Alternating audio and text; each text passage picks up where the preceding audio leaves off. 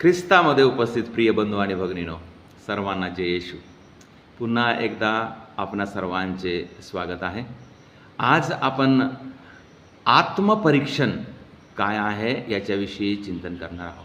आम्ही आत्मपरीक्षण करून आपण पवित्र परमप्रसाद स्वीकार केला पाहिजे.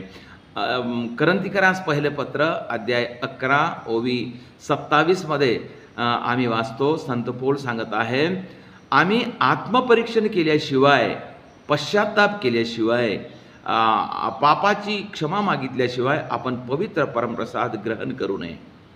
आणि खरोखर प्रिय बंधू आणि भगिनींनो, कारण जे आपण पवित्र परमप्रसाद ग्रहण करतो ते पवित्र आहे, येशूचे शरीर आहे आणि ते अनंत जीवनासाठी आम्हाला दिलेलं आहे. आणि म्हणून आम्ही आमचे अंतःकरण शुद्ध करून आम्ही पवित्र अंतःकरणाने त्याला आपण ग्रहण करावं. आणि म्हणून आम्ही पवित्र परमप्रसाद ग्रहण करताना आपण तयारी करावं. प्रियजन हो, आपण जेव्हा पूजेला येतो, मिसा बलिदानाला येतो, तेव्हा कधीकधी आम्ही काय करतो की आम्ही पाप केलेलं आहे आणि पाप स्वीकार करायला आता वेळ नाही आहे, फादरजी बसलेले नाही आहे, तेव्हा आपण काय करावं मग?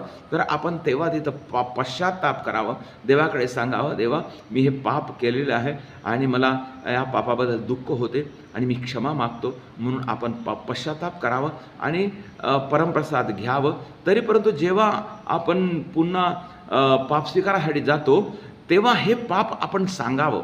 आपण पाप स्वीकार केलेले नाही, फक्त पश्चाताप केलेला आहे, तरी आपण ह्या बद्दल आपण पाप स्वीकार करावं आणि तेव्हाच आमच्या पापाची क्षमा होते. आणि म्हणून आपण नित्य तयारीमध्ये राहावं आणि नित्य तयारीमध्ये राहून आपण हे पवित्र परमप्रसाद ग्रहण करावं. आणि तयारी म्हणजे काय आहे प्रियजन हो?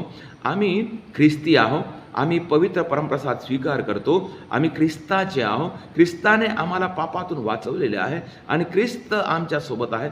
आणि म्हणून ख्रिस्ताच्या प्रेमाला ओळखून आम्ही जीवन जगत असताना आम्ही पापापासून दूर राहून आपण जीवन जगावं.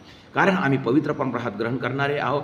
आमच्या हृदयामध्ये प्रभू येशू येते आणि म्हणून आपण पापापासून जेवढं होते तेवढं आपण प्रयत्न करून पापापासून दूर राहण्यासाठी, कशासाठी? की मला पवित्र परमप्रसाद ग्रहण करायचं आहे, हे उद्देश मनात ठेवून आपण दैनंदिन जीवनामध्ये आपण व्यवहार करताना पापापासून दूर राहण्याचा प्रयत्न करावा. आणि कळत नकळत आम्ही जर पापात पडलो तर आम्ही काय करावं? पश्चाताप करावं, पाप स्वीकार करावं. पाप स्वीकार करताना आम्ही मागच्या पाप स्वीकारापासून आजपर्यंत केलेले सर्व पाप आपण आठवण करावं आणि आठवण करून त्या पापाबद्दल आपण दुःख व्यक्त करावं.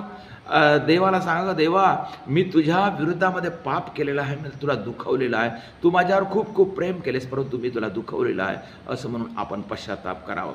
पश्चाताप केल्यानंतर पुन्हा पाप न करण्याचा दृढ निश्चय करावा आणि पुन्हा पाप करू नये. आपण प्रयत्न करावा, पुन्हा पापात पडायचं नाही.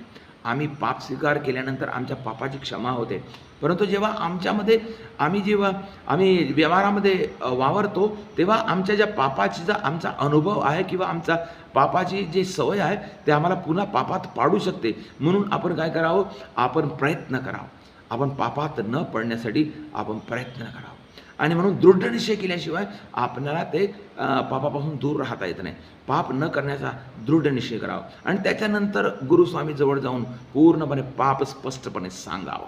आणि त्याच्यानंतर धर्मगुरू आम्हाला मार्गदर्शन करतात आणि त्याच्यानंतर आम्हाला दंड देतात आणि ते दंड आपण आपल्या जागेवर येऊन विश्वासाने देवाला धन्यवाद देऊन, देवाचे आभार मानून आपण ते पूर्ण करावं आणि त्याच्यानंतर आमच्या पापाची क्षमा होते.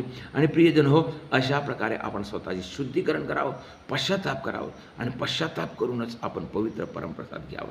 असं केल्याने आम्ही पवित्र होतो आणि पवित्र परमप्रसादाद्वारे प्रभू येशू आमच्या हृदयामध्ये येते आणि आम्हाला पवित्र जीवन जगण्यासाठी आम्हाला कृपा देते. प्रियजन हो, आपण अशा प्रकारे तयारी करूया आणि तयारी करून प्रभूचे शरीर आपण ग्रहण करूया.